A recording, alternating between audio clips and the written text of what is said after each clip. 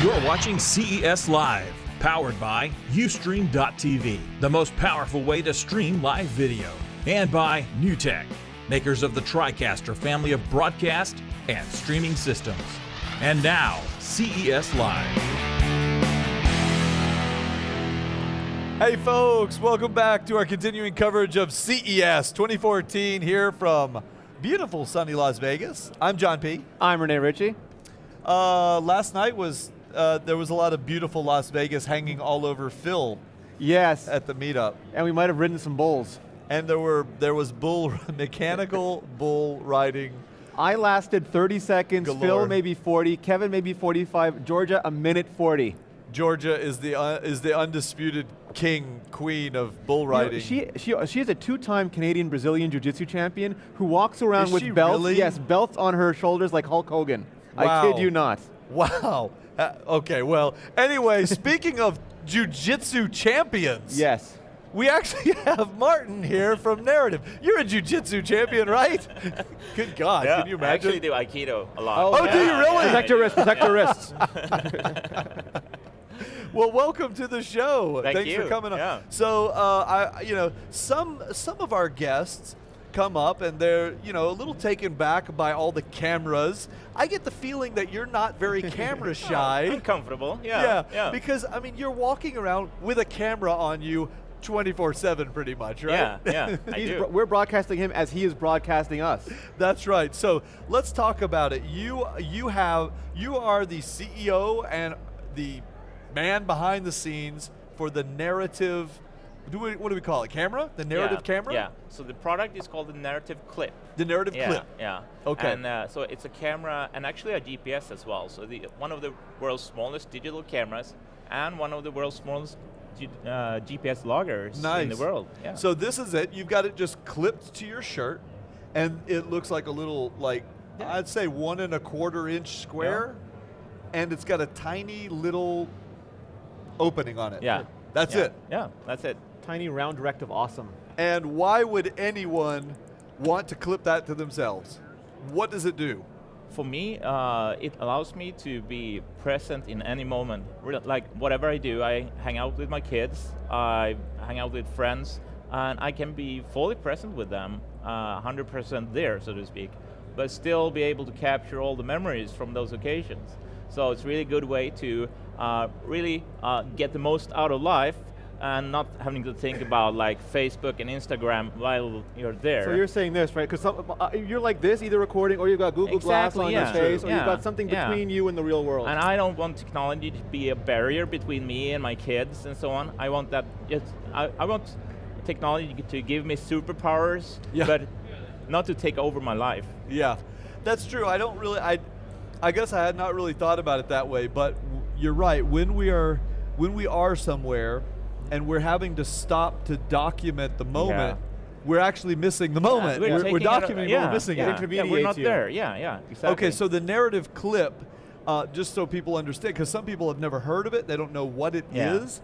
It's actually a little device with a camera built into it. Yeah, exactly. And what are you doing? Are you taking video? Are you taking pictures? What's it doing? So it's taking stills.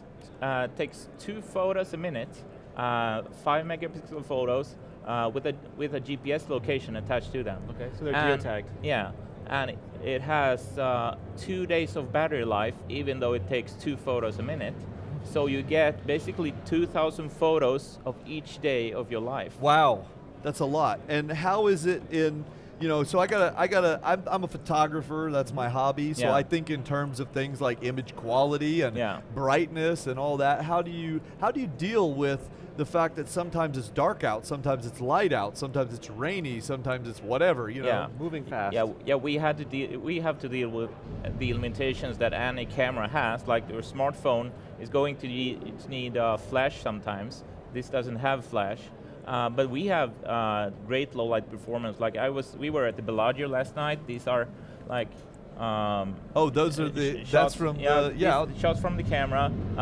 These are at night. You can see that we have great performance all over. Yeah, that's actually very reasonable. Yeah. Of course, the photos are going to be much better in daylight, much more colorful and so on.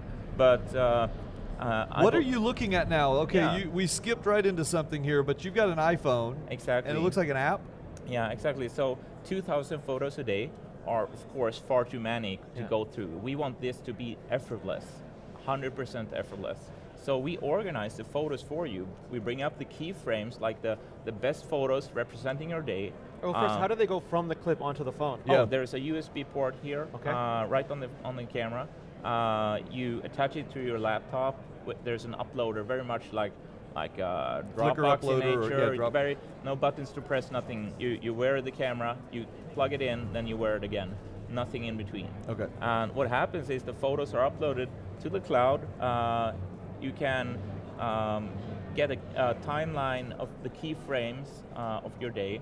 You can tap into the keyframes and get access to all of the photos. We even have a couple of layers here, so I can bring out even the really bad ones that are void of any information at all. How does it know the good ones? Is it doing some sort of algorithm? Yeah, exactly. So we look at the contents of the photos and bring out the ones with technical quality and where we can see that there are details or even faces that we can detect in the photos.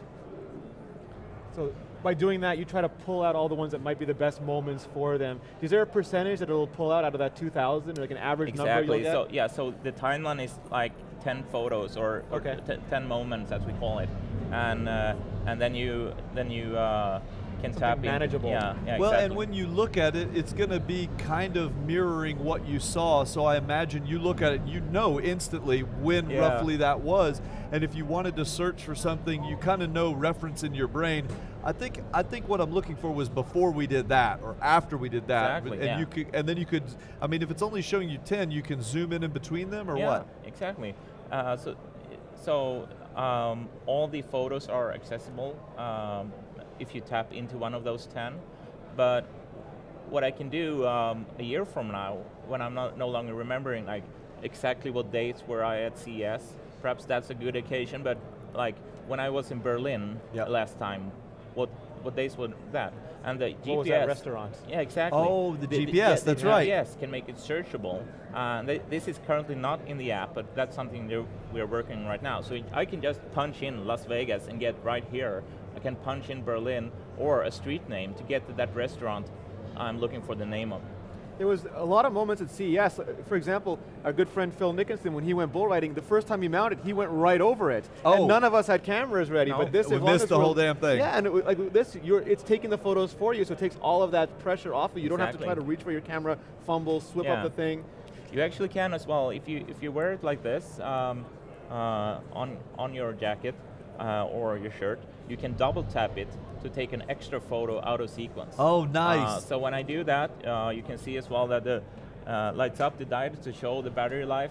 I've worn this almost the entire day. It's still... And it still has 3/4 of its battery. So it's got 2 days of battery life.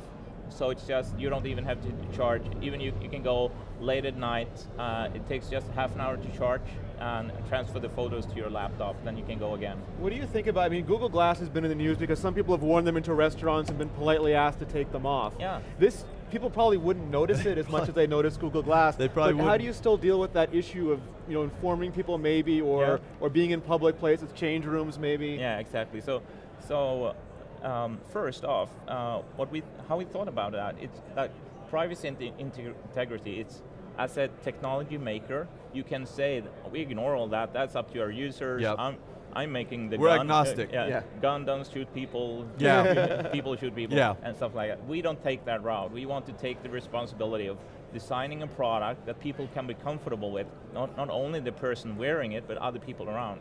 So what we did, for example, you mentioned changing rooms. Like if I go into the gym, if there was a small on-off button here, and I switch it off, other people around me would still be uncomfortable with me having a camera. That's true. So we have a gesture-based on-off button instead. Instead of a switch, you take it off. When it's dark for the camera, like you put it down or in your pocket, that's when it's off. Okay. Otherwise it's on.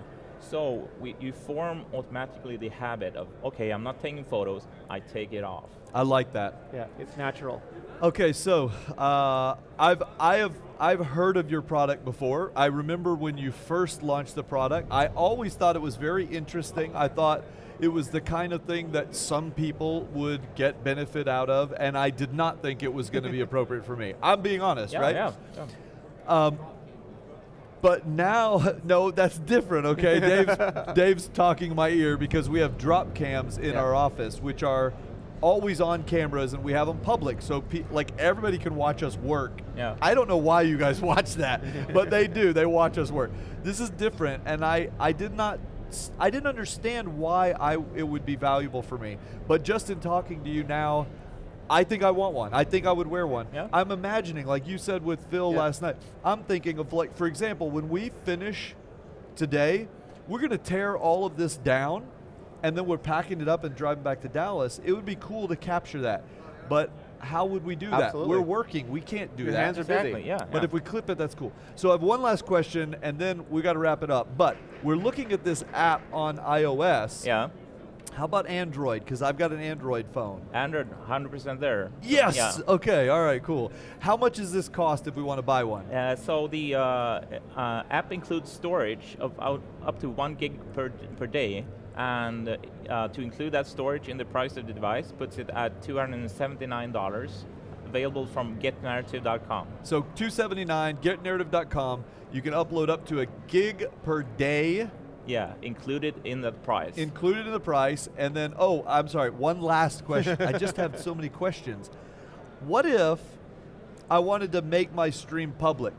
Maybe for a period of time or something. Yeah. You know, like Callie and Renee and Rich and Renee and I, we're public people. So what if I wanted to go walking around CES and I don't mind having it on and just leaving it public? Is that possible? In this generation of the camera, the battery is far too small to push that much data through the air. In real, yeah. So with this version, you plug it in to unload the photos. Okay, gotcha. Yeah. Makes sense. And then could we make those photos public? I know we gotta wrap it up. But yeah, exactly. You can share it to Facebook and Instagram and all that. Okay, cool. Yeah.